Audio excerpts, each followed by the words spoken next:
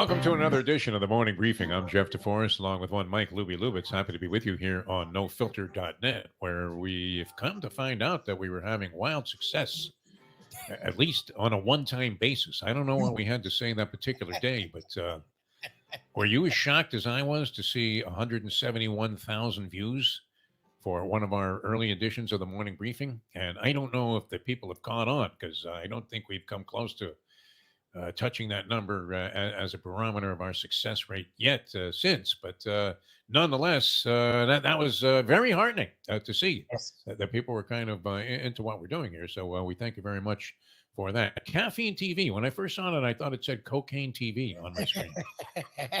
And I thought, yeah, that's for me, man, especially if you were in Miami in the early 80s. But nonetheless, and I had sort of an experience yesterday that reminded me of those early 80s when I first arrived here in South Florida, where we're based out of. And we were at a ceremony yesterday for a good friend of ours from the radio business here for many, many years, guy whose name is John Cross. He went by the moniker Footy for many years. He was one of the top 40 radio station, just giant success stories in the late 70s and early 80s. And he was all over. He was more popular than Boy George was around the world. I mean, this guy was just huge. And he started a charity many years ago that helps out young kids that are having problems with addiction and other problems at home. And he's been doing it over 50 years. So they were dedicating the facility that he has essentially been operating for 50 years as his charitable efforts have been just overwhelmingly positive. And they were renaming the center in his honor. It was going to be called the John Footy Cross Campus. So I go to the ceremony, which was well attended. I mean, he was involved in sports. So there were many Dolphin players from the past of great distinction, all I have to say in really good shape. Just doing great. I mean, lineman Ed Newman, who became a judge later on, he looked fantastic. He looked like he could go 12 at De La Hoya right now.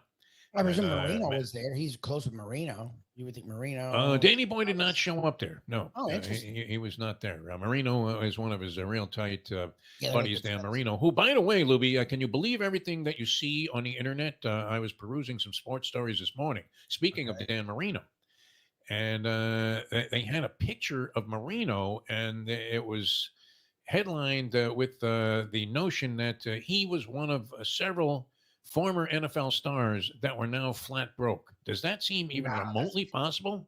No, that's not Or true. is that one of those things where as soon as you click on that story, sirens go off, Yeah. and your computer has been taken over by robots who are based somewhere in Iraq? I mean, we And know. you're gonna have to. They tell you to send 300 right away to some destination, and you're thinking, "Yeah, sure, I'll do that. That'll work." You feel like you're Caesar's palace, and you're completely shut down by some computer interference. But yeah, so I didn't click on the story, but I can't imagine that would be true. That wasn't the reason he wasn't at the luncheon, though. It wasn't that he couldn't afford an Uber or some kind of limousine ride to get there. But the reason I bring this up is because this gentleman, John Footy Cross, was part of one of my favorite gambling stories of all time. And it really was the inspiration behind, just a crazy piece of inside information that started to circulate surrounding, and it was a Super Bowl about, I want to say, maybe 8-10 years ago. Not sure. When did Katy Perry do the halftime show at the Super Bowl? I probably should have looked into that. But whenever it was, this guy was in the music business, of course, Footy Cross, and he calls me out of nowhere. I'm amazed I even picked up the phone, because I rarely answer the phone if I don't recognize the number, and I certainly didn't recognize this number. And then, I thought, well, you know what? It's a Miami number. Let me find out, who this is. It was 2015, so it was 8 years ago. So you were 2015. Right. Okay, so I'm at Caesar's Palace in Las Vegas. This guy calls me, and he says, DeForest, I'm assuming you're in a casino somewhere. And I'm like, who is this? What? It's your friend, Footy, who I hadn't spoken to at the time, probably in 10 years. And so he says, I have some inside information on a bet. I need you to get a bet down for me. Can you get a bet down for me? So I'm thinking, well, what does he know? I mean, is the quarterback not going to play today for one of the teams?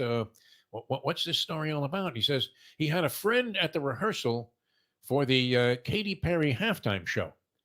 who happened to be in there, and she opened up the show by singing the song, which was this her only hit, "Roar"? No, she Katy had lots Perry. of hits. It was her biggest song at the time. It was like at that time it was her biggest song. Knowing nothing about this woman's music and not being necessarily a fan of pop music in general, but appreciative of anybody who makes it big and has this kind of success. I said, okay, so what's the story? He says, well, you can bet money on what the first song is going to be in the halftime show, which I find kind of absurd anyway, right? Because somebody's got to be able to make a giant score on that, no? I mean, if my guy knows what it's going to be, so he says, can you get down 10,000 for me on this? I'm like, who's in a casino that's sitting there that just has 10,000 superfluous bucks that they want to bet for some guy they haven't spoken to in 10 years? And what the fuck happens if he loses? Well, that's my thing is how do you get that? How do you get that money? Like you never see footy ever. Never. I hadn't seen this guy. I hadn't talked to him in a long, long time. Nice guy, great guy. It was a pleasure to show up at his function yesterday. I didn't even want to remind him of this story. We love him. So, like, see once every like few years. Like, how do you? Yeah, sure, footy.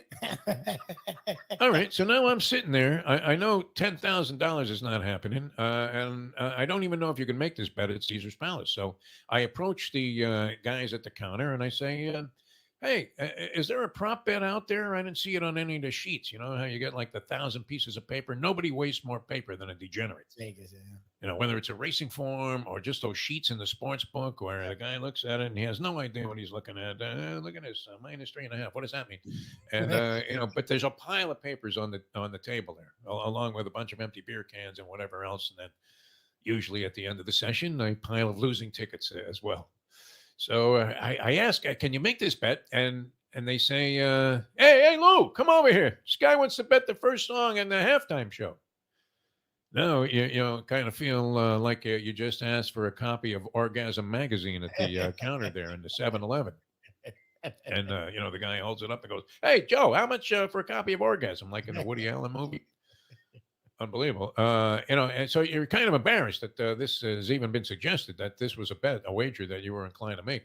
And, you want to turn around and tell everybody, but I know what it's going to be. I know what it's going to be. Which you don't want to indicate to the book because, then that could arouse suspicion that perhaps you were in on something and it was a fix and, Katy Perry ends up in jail. Forget about that. You don't want to cause that kind of turmoil at a Super Bowl. So the guy says, they start laughing. They're like, well, what are you talking about? You're going to bet, why don't you bet that Kate Smith is going to sing God Bless America at a Flyers game?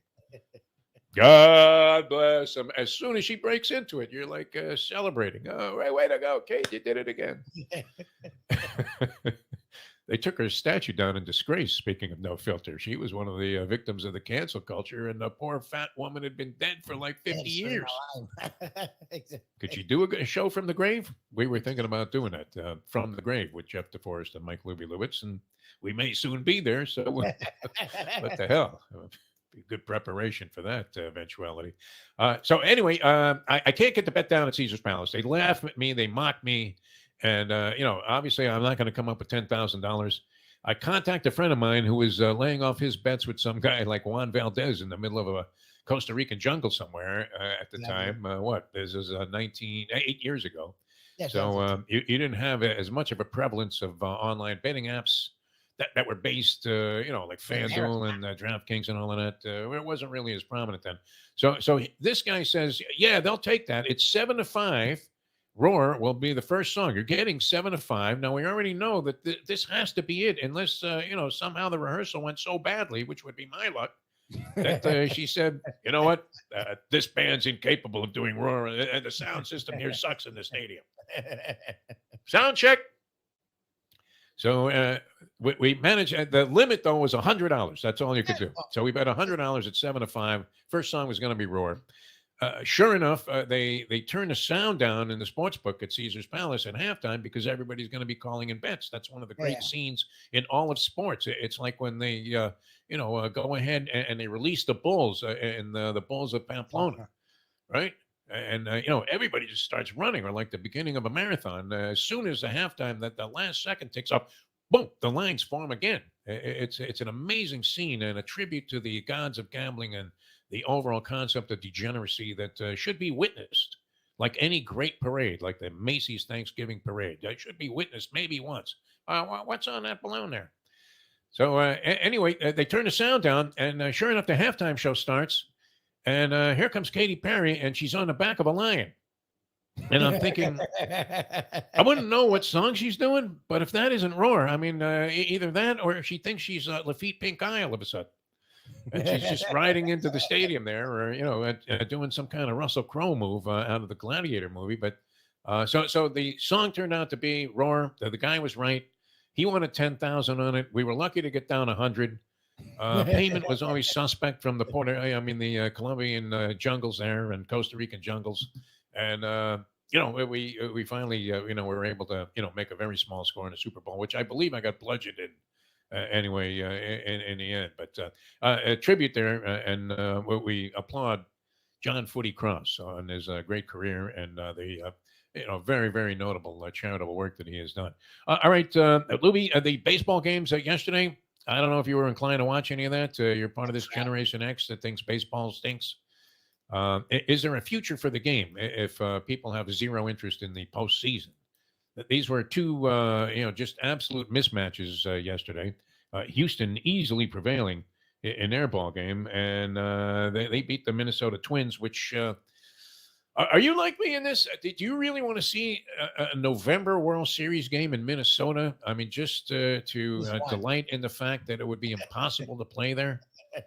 Having been there that was another brilliant decision by Roger Goodell. Hey, let's have the Super Bowl in Minneapolis. Fucking cold, Raj. I was indoors. Fucking cold. They had a dome. Like, I don't think the Twins play in a dome. No, they have an open air stadium. I remember when the city built this thing, I'm thinking, what's missing here? Those games in April can't be any pleasure cruise either, right? Unless you happen to be, some kind of Viking, which seems to be the composition, the demographic there in Minnesota. Why else would you live in a place where it was freezing 362 days a year? Exactly. Freezing. Twins, right now are up against it. I mean, can they make it back there to even the series? It's baseball, so anything can certainly happen. And there are a lot of people their sentiments are against the Houston Astros because of the cheating scandal, which I thought was brilliant. Didn't you love that? I mean, it only endeared me to the team. It really did. I like them better now. Not that I'm an advocate of this, but because I believe in fair play, Louis. You do too. I just like the fact that Carlos Beltran essentially was auditioning to play Soul Sacrifice with Carlos Santana. And he's there beating on his garbage can like a madman. And all of a sudden, picking up the beats, and you can hear him, the beeps out on second base is Jose Altuve, who now rounds third and scores, and they're ready to rip his shirt off. And he says, no, no, no, like he was Henry Hill and he was wearing a wire. What the fuck? No investigation. Well, I guess they did an investigation. They gave everybody immunity, which is always great. Except for the manager. All of the perpetrators of the crime. Yeah, you know what? No problem there. You just tell us what happened. So we found out. I guess Alex Cora got suspended for a year, and and that was about it. That was the end of the carnage from that. But that being said, a hell of a team. One of the few teams in franchises that you have two in Major League Baseball working right now, where the tanking actually worked. Yes. Where tanking wasn't just an indefinite plunge into a losing abyss, as we have experienced with any team that we've rooted for that is tanked here in South Florida. Except, I mean, you would have to say, I don't know, was this a benefit for the Miami Dolphins of tanking? They tanked that season. They didn't even do it well. Brian Flores was such a good coach for them that they won 5 games with a team of guys that were picking up at gas stations at the end of the season. And saying, hey, listen, we'll pay you more than UPS does. Just come block for us. They couldn't wait to see, their quarterback carried out on a stretcher so that they were tanking for 2 at the time, which at one point looked like a bad idea, but it's looking pretty good right now. Could we put them in that category of teams that tanked for success? Because the Astros and the Braves, I mean, how many years in a row did they each lose 100 games? 3? 3.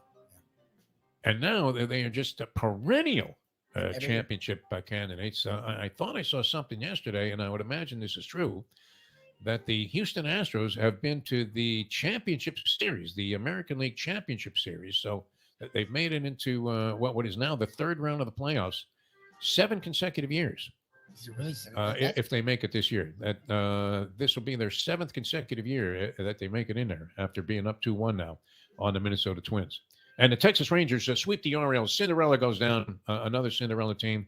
They become one of a handful of teams that won 100 games during the regular season to be subsequently swept in the first round of the postseason that they were involved in. And Lubie, you say that the Orioles were not swept in a series all year long until now. Nah, this was the first time they were swept all year was now. Picked a bad time to stop, sniffing glue. By the way, I wouldn't want to be Sam Bankman-Fried after witnessing a testimony of his girlfriend yesterday at the trial that he has, his various fraud accusations. What did he do to her, Lubie? What did he possibly do to this woman? She was literally singing before they even said, would you like to have a seat, Mrs. So-and-so? They hadn't even put the bright lights in her face yet. She's like, it was him. It was him. It was all his idea. Billions and billions of dollars, all wasted. He must have done something, huh? Was it the bimbos he was bringing in? Sure, he promised her everything, and it all was a lie. Well, yeah, I'm sure she's pissed. You bring in all those bimbos in the Bahamas, Sammy. It's hard. He's going from the background of being a nerd, but are the people not also culpable and maybe responsible that were endorsing FTX? You had Tom Brady was a big endorser of it. Larry David got like $10 million to do that Super Bowl commercial. Depends on how much like 60 seconds worth. Remember, you worked with people that were doing criminal shit, and they roped you into it, but you didn't know. And like, you can be involved with criminals and not know. Like, it doesn't mean like not everyone knows everything. Like that. Why would I know what the fuck FTX is doing? Like Shaq was involved in this. He was getting huge sums of money. Steph Curry, which was more believable then? Steph Curry's commitment to FTX for the supposed $35 million he got for doing like 10 hours of work, or the fact that you will never see Steph Curry at a Subway? Oh yeah, the FTX. He doesn't need Subway. Shouldn't these guys? I mean, Johnny Unitas went down. He ended up facing some kind of criminal punishment because he was endorsing some bogus insurance company. And Steve Garvey, I guess, was endorsing that shake that you drink before you go to bed and you lose weight, even if you had eaten like a wild boar right before you passed out. Come on, Steve. And he's going to run for Senate now? Well, where's the credibility there? Would an endorser, have to, be accountable for a total lack of credibility? In other words, can we eventually bring a class action suit against Brady, Serena, my man Rafael Nadal, Steph Curry, I guess Justin Herbert, who isn't in a Subway commercial, Lubie? The only one you could actually picture eating this stuff is Serena, right? If you saw her come on the court there in that fabulous Moolah wrestling outfit she was wearing when she made her exit at the U.S. Open, you could have seen her maybe stuffing in a couple of sandwiches. She looked to be a little bit out of shape. What's up with that, DeForest? All right, that's a good note to end on. We're obviously clearly losing it. Oh my God. All right, we'll see you guys tomorrow. Thanks. Whatever that was that we had in that show, we're going to try and replicate that at some point, because that was certainly a startling success for us. And we hope that continues here on nofilter.net. Kate Smith, right? She would have buried, right? Before God Bless America, the Flyers games. I mean, took her number down while she was in the grave. Yes. Call Joe Manuel. Get him on top of that. Bernsey, from the grave with Kate Smith. All right, we'll see you guys tomorrow. Next edition of the morning briefing. Hockey got underway yesterday. Spectacular there. This rookie for the Chicago Blackhawks, Connor Bedard. That's it, right? He got off to a good start there. He didn't score any goals. He had an assist. He took like 42 shots. He looked like Bobby Hull out there. It was absolutely amazing. Playing for the Blackhawks, number 1 overall pick. Real nice kid. He seems very well composed. So we'll follow that. And it was good to see the NHL back in action last night. And more action coming up. NBA had some preseason games. We're right there at the height of it all, Liberty. We shouldn't run out of material for at least the next 6 months. So we'll see you tomorrow. We'll have more. And thanks so much for tuning in. For Mike Lubie Lewitz, I'm Jeff DeForest to this edition of the Morning Briefing.